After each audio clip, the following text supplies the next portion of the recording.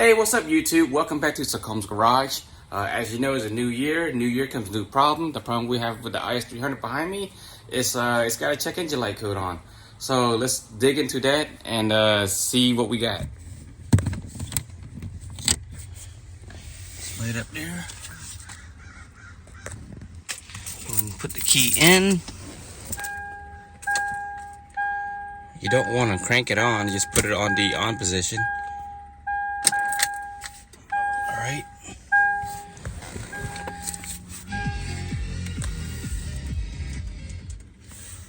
Now let's check this. See what we got.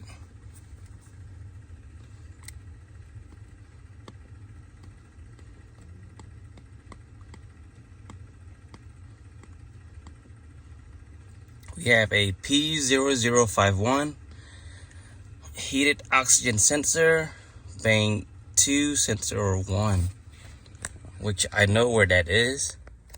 Okay, so bank 2 sensor 1 is actually on this exhaust manifold. This one that's right here in the back. So you would essentially have to take this intake arm off right here, and it's all the way right down there. Hold on. It's that one right there that you see, if the camera can focus on it. But yeah, and the actual wiring that it goes to leads to right here, right in there.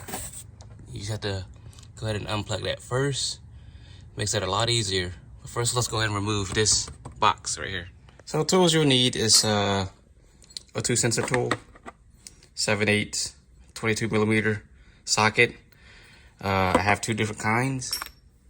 Got the deep socket one, which I don't recommend.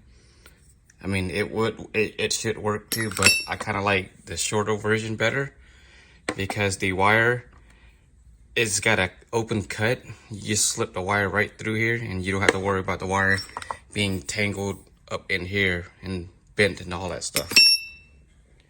Now you can get like a really long breaker bar, but I got myself a long ratchet here that I'm going to use. Makes that a lot easier. And lastly, you need a 10mm socket, pliers, and some gloves if you choose to wear gloves. All right, we can go ahead and start by taking this one off. Actually, let's just take that one off.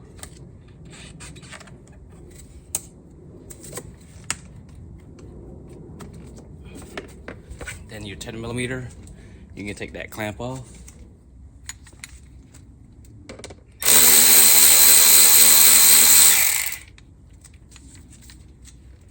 Let's go ahead and take this cover off.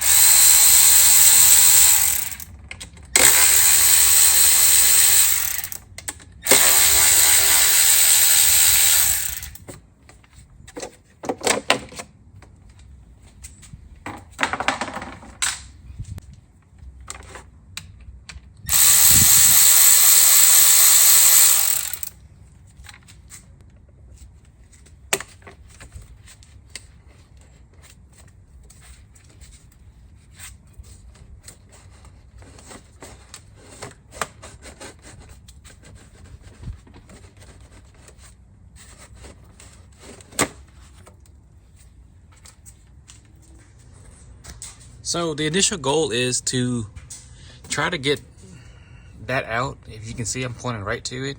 The O2 sensor is actually right on this exhaust manifold right here. The proper way to actually do this is to actually remove the exhaust manifold from the engine itself.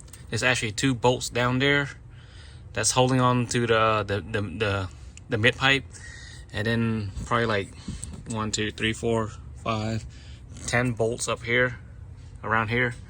But my goal is to actually get the O2 sensor out without having to remove the exhaust manifold. So that's what I'm going to try to do. Okay, now that we have access to this, it is that one right there. And the wire that it connects to is actually right there. You go ahead and start by taking that one off first. There we go. There's also a little tab down here. You can use a needle nose plier and pinch that down, pull it out. See that tab right down there? You gotta pinch that out. Alright, so let's head on deep down into it. This is what we're looking at right here.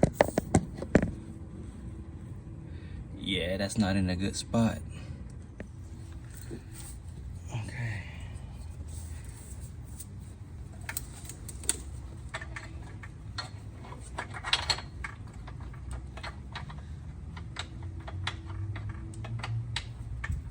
Okay. Alright, I got that socket in a spot that I think I can get to. Let's see if I can get this in there and then turn it.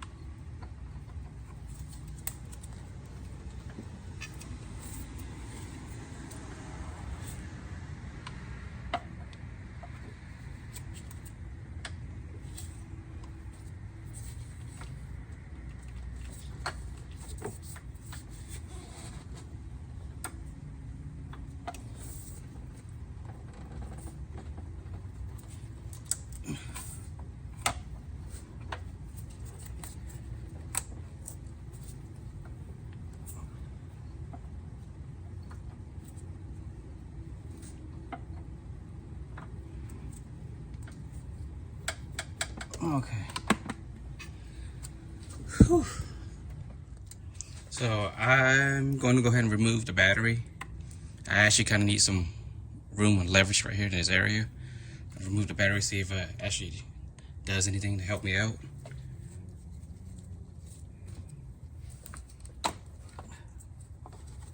Wrap that up. I mean, you're gonna have to remove the battery regardless to reset your computer, but if you got a code scanner that's capable of resetting, then you don't have to remove the battery. I'm only doing this because I can get some room in here.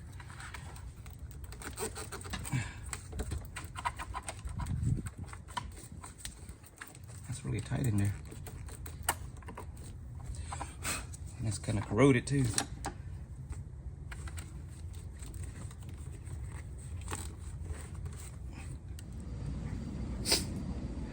Alright, so I spent 3 hours trying to figure this out. So I've tried putting a long extension right down there, putting it on top of the actual socket itself, and then started hammering it. I'll show you. Actually, I used a long breaker bar like this one. Used the end of it, put it right on the tip of that socket, the O2 socket, where the handle meets the drive, and just started hammering like this. I was doing that for like an hour, and it did not budge. So I sprayed it down with some PB Blaster. right here, and I let it soak for at least 30 minutes.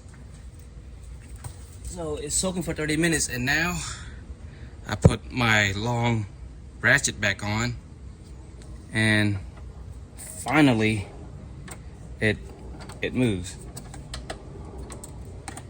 So I'm actually able to get that out. It's turning now. There we go.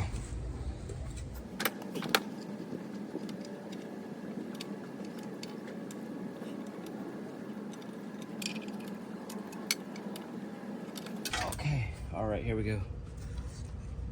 That did not go as I expected. You can see I mushroomed it on the side, just turning it by hitting it with the extension and the hammer. Ended up being like that, so I decided that I should have just soaked it off with PB Blaster to begin with and just let it sit. So yeah, that I was expecting like a 20-30 minute job. Right now it's been 3.5 hours. Here's the new one. It is the OEM Denso. I did get it from Advance Auto. Part number, everything is there. If you want to get the same one, I believe it was about, well, I got it for like $90. So as you can see, the old one has the zip tie clip on here. This one doesn't. I'm just going to take a regular zip tie and just zip tie it to that corner and call it a day. The sensor comes with anti-seize, so go ahead and just go ahead and put a dab of it on here, and go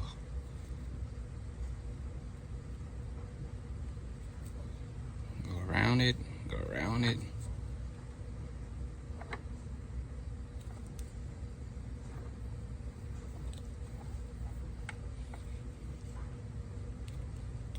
It should be good enough, and it's ready to get in.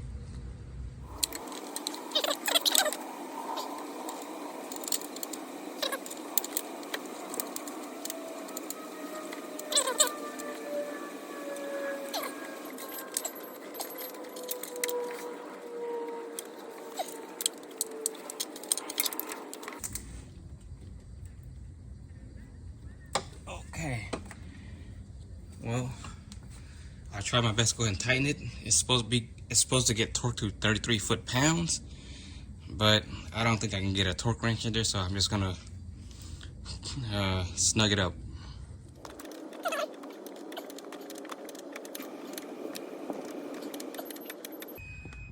That should do it.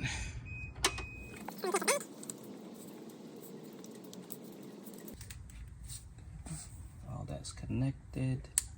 There we go. And I'm gonna go ahead and zip tie the rest of this right down there. Just make sure you don't touch the exhaust manifold, otherwise you'll have you'll melt your wires and you'll have that code again. You want to clear your code. There's two ways you can do it. You can do it with a code scanner right here, like this one, or you can just disconnect the negative part of the battery and leave it there for, I believe, 5 to 10 minutes. Then install it back on, and the code should clear. Well guys, that is all I got for today. I hope you find that video helpful and useful. If you did, go ahead and click that subscribe button. And until then, I'll see you guys next time.